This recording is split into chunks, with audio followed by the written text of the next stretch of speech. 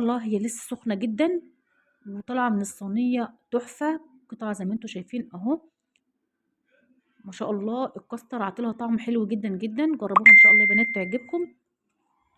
ويا رب الوصفة النهارده تكون عجبتكم وتكونوا استفدتوا منها، وإن شاء الله تجربوها وربنا يحسن ما بين إيديكم جميعًا يا رب.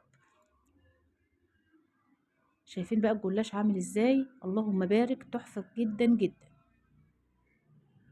وبلفة جلاش واحدة وكانت كمان متبهدلة، وعملنا منها أحلى صينية جلاش، و ولادي فرحوا بيها جدًا، وألف هنا على قلبهم. متنسوش تعملوا لايك للفيديو، وأشوفكم إن شاء الله على خير في وصفة جديدة. مع السلامة.